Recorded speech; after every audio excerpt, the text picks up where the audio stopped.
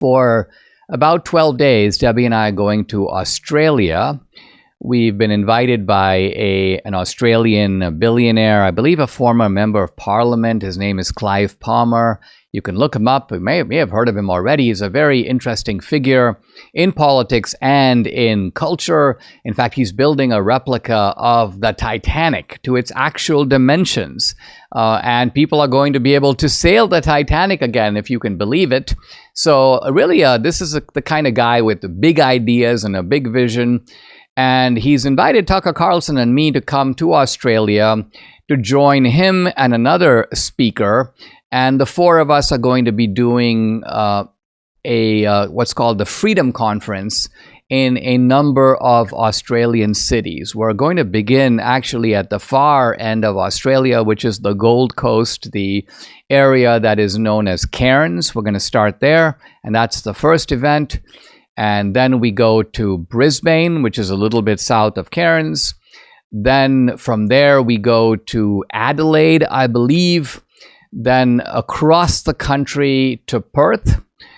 Then back across the country to Canberra, which is the capital. We're going to do some receptions with members of parliament, I believe. And that's the Australian capital, by the way.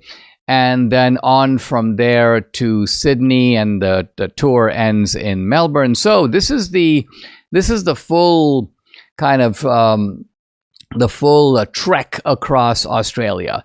It'll be, I think, very fascinating. Debbie and I have never been, so it's our idea of Australia is only impressionistic. And when I was first invited, I thought to myself, well, this is really interesting because, you know, what message would I, or just even Tucker and I, have for Australia?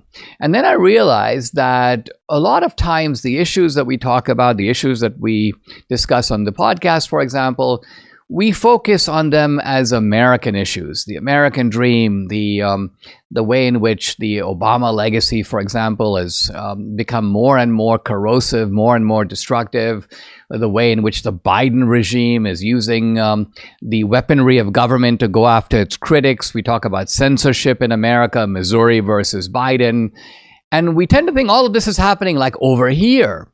Every now and then, we get a glimpse that some of it's happening elsewhere. Certainly during COVID, we saw that there were stringent mandates in Australia, stringent mandates in Canada, all over Europe. So that was the first indication that some of this repression is global.